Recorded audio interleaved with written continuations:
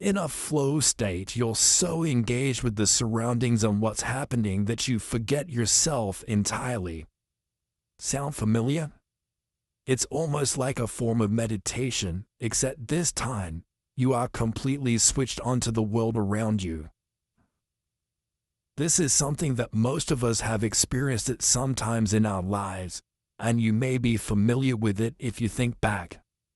Have you ever dropped something out of a cupboard and moved so fast to catch it that you didn't even think? Have you ever been playing sports when suddenly the world seemed to slow down to a crawl and you are able to move with superhuman reflexes and break your personal record with some kind of superhuman feat? Have you ever been writing and become so engaged with what you're saying that you're able to completely lose track of time? Have you ever been in a conversation that lasted all night? All of these are examples of flow states, and in fact, even watching a film can sometimes mimic flow. In this scenario, you might become so engrossed in what's happening on the screen that you're shocked when you step outside and it's dark. It's almost like waking from a dream. This is like action meditation, and it's thought to be at the heart of most of our scientific breakthroughs, most record-breaking athletic accomplishments, and all kinds of other examples of people acting their very best. So, what's going on inside that head of yours when you enter a flow state? Essentially, a flow state is very similar to the fight or flight response, but with less negativity, you could say. It means that you think what's happening around you is very important and deserves all of your attention. As a result, your body starts to produce dopamine, norepinephrine, epinephrine, anandamide, and other neurotransmitters. This causes your brain to become intensely focused, which creates the illusion that time is slowed down. You gain a kind of tunnel vision, and now the only thing you're focused on is that one moment and the things that you had to do to emerge from it victorious. You begin to react almost automatically and instinctively with barely any input from your conscious mind. And what this actually looks like in a brain scanner is called temporal high frontality, or to translate that into English, this means that for a brief period of time, the front portion of your brain, the prefrontal cortex, has shut down. This sounds like a bad thing until you realize that this is actually the part of your brain that's responsible for doubt and that slows you down. When you're catching a ball, your body can do it perfectly every time. The problem is that you get in your own way.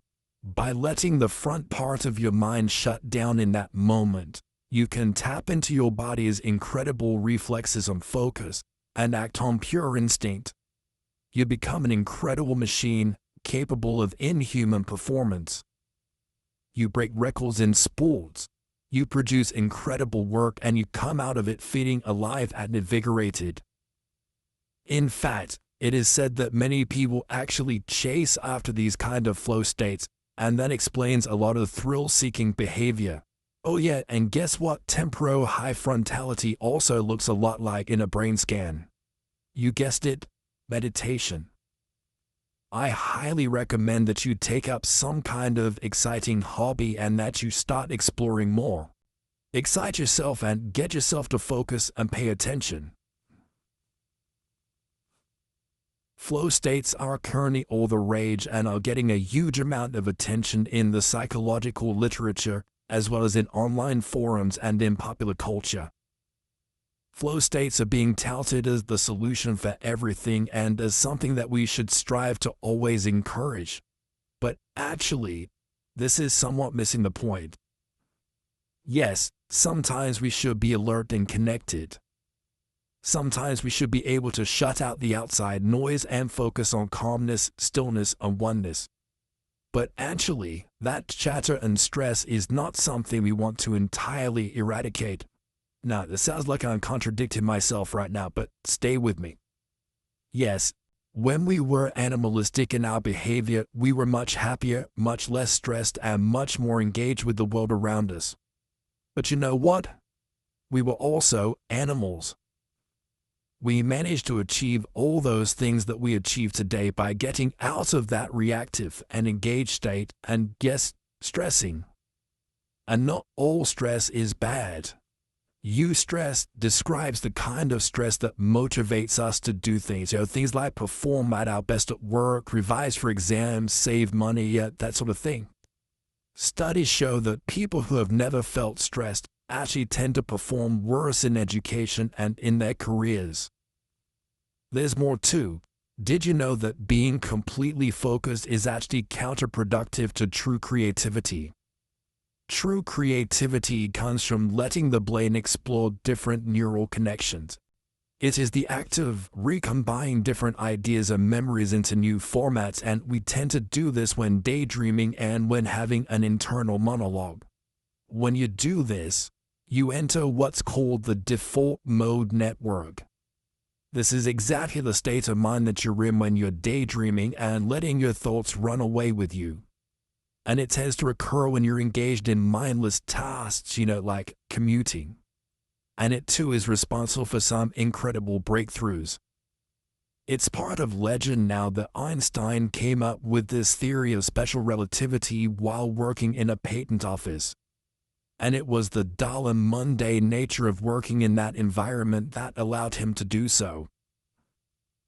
It might be nice to think that flow states and meditation are the answer to everything, but they're not.